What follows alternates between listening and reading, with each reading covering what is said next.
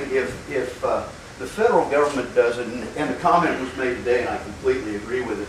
If the federal government does it, we may do it lousy, and we do it terrible, you know. But is work with the legislative folks to enhance our ability, our capability to work with folks in the way that they're normally used to dealing with. We don't do that as well as we could, and we need to reshape some of the legislative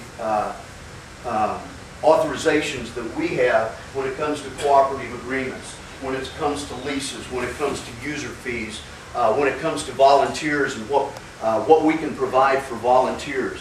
So one of the things that we're doing is we're reshaping all of the little bits and pieces of our legislative requirements into a single package that hopefully will be saleable to the proper committees.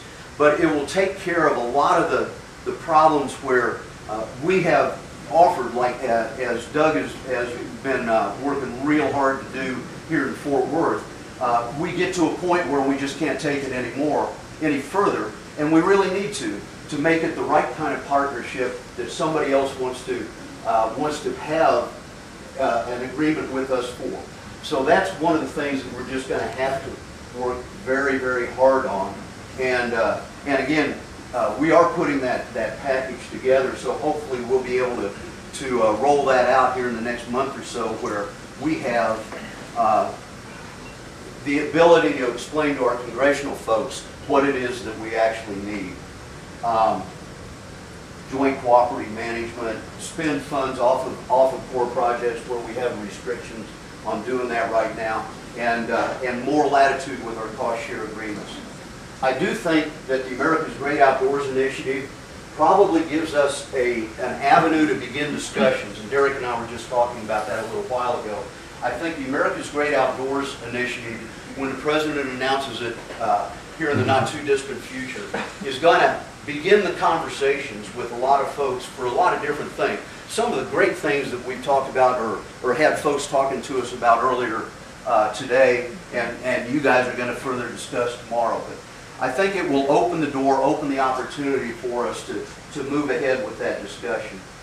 And with that, I think I'll finish up here and just offer a couple of comments. You know, I do think I want to say thanks to both the Derek, you know, the American Recreation Coalition, Gilbert, everybody who's worked to make this whole conference a success, and the Fort Worth team for pitching in and doing it. I think this has been, from a discussion standpoint, this has been a really good opportunity. I'm glad I was able to be here. You know, I think Derek's unwavering commitment to all things recreation is something to be, to really be I've been pleased to have been a part of and a friend of yours for all this year, but you just do a fantastic job, and I really think that's great. I guess I'll wrap it up with that.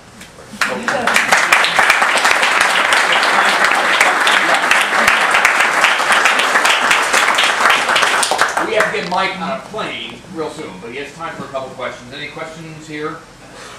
Thank you. Here. Having been through some of those other sessions, I'm very sympathetic and not opposed to what you're doing. I thought they were your idea. As a representative of the National Institute of Education Foundation, I hope that you will consider as bold and innovative approaches in some ways that we can help you, because we are looking at new ways of doing business. And the foundation stands ready in any way that we can to participate. We've got a lot of retired people, and the retirees group that we have are all those doers. And so I would encourage you to come to us and just make input any way we can. And no obligation, it's free. Sincerely appreciate it. Sincerely appreciate it. Mike, one of the issues that we've been dealing with for 10 years is the fear of some turnbacks. One of the things you have are a whole bunch of parks that are operated by states and by local municipalities who are finding some budgetary problems too. Do you have any handle in terms of what level of threat there is in terms of a significant number of turnbacks of parks that are now operated by partners?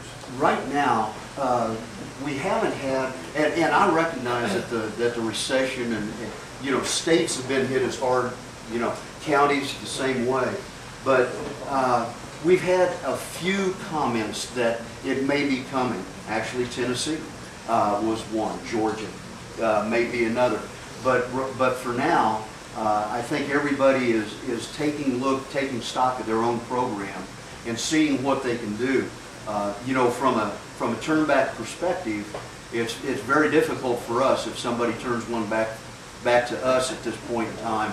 I'm afraid that's going to be it. It's closed. And so maybe one thing that we can do, and we've explored this actually in Arkansas, is if we're faced with that, how do we reshape it into something that's more saleable, marketable, where maybe a concession operation would take it up? Because we did that in Nashville to great effect in a couple of spots. One more question. Your budget is built differently than the budgets of the Forest Service and the Park Service and others, in that most of your budget is project-based. All of our budget is project-based. We are not programmatic at all. And there's some strengths to that, but there's also some weaknesses because it's harder, it seems to me, in a system like that, to be able to translate the excitement, the partnerships in the Fort Worth district and have that replicated easily. There's not as much of a core like a region or a national recreation staff. And with all due respect to Mary and her team, and even though you have Superwoman Heather to aid you now, Heather's going to fix it. Okay. All right. Well, Heather's going to fix it. End of problem. Heather's going to fix it. But honestly, I mean, is there something we need to look at? I mean, is there something that either modern communications or something can do to help us just better understand how some of these good actions are taking place and how it can be replicated in other districts? Yeah, the communication network, that's really where we have to do that. You talk about project funded. All of our 500, actually, there's more than 422, but all of the projects that we have are specifically listed in the budget. And for those of you who have been following this discussion since the election last November, anything that is project specific is an earmark. Anything. OMB considers our budget all earmarks. And so there's not a congressman out there that's going to touch it. It is becoming very difficult where we've had projects that relied on ads to do certain things. And that has pretty well evaporated. So, from a programmatic standpoint, something like the America's Great Outdoors, where we get Miss Darcy involved and get her energy focused on that, I think we're going to be able to pick up some momentum with that. But it's going to be very difficult from if we find a good thing to do here in Fort Worth, what we just have to do is shop it, farm it out and market it. Which is hard. Yeah, it's not that we're directly funded for that either. Bruce. I've been involved with recreation for a long time, and Army Corps of Engineers and Recreation, they almost seem like they don't really work together. Have you ever thought about changing your name? I like sure. Heather will get right on that. One last question. I know we have to get you on the road, but one of the things that we've been hearing more and more interested in is that, especially as maybe the number of deployed military over the Gulf area is dropping, a lot of these kids are coming back home here and finding the job market very limited. Is there a way that somehow DOD might be persuaded that there's a transitional role for some of these returning servicemen and servicewomen to work, for example, for the Corps of Engineers and demonstrate some of their capabilities and do some things like that. But, I mean, I guess we have to think out of the box, because I think running into the brick wall of just cut back isn't going to necessarily allow us to capitalize on what John Compton was saying. How do we meet societal needs? And I think you've shown that you can be a catalyst for economic development. You've shown that you can do other good things.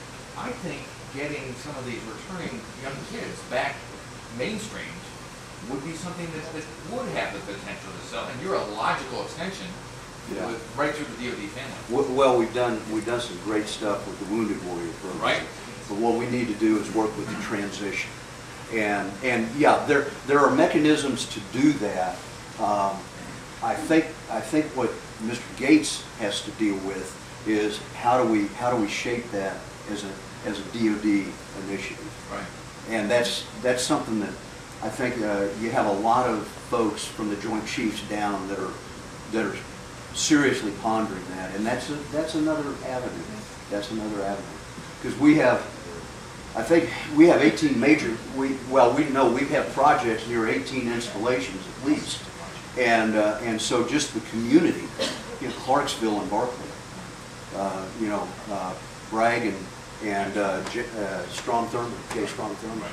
Well, just sort of as we look at expansion of conservation corps and more SCAs and things like that, I mean, here we have some people who have needs too, and in many cases have some experience in leading groups. Right. So it might be Yeah. I think you guys need to go to the bar. All right. Well, listen, Mike, thank you so much for being here. Safe flight home. Look forward to working with you on AG on 1.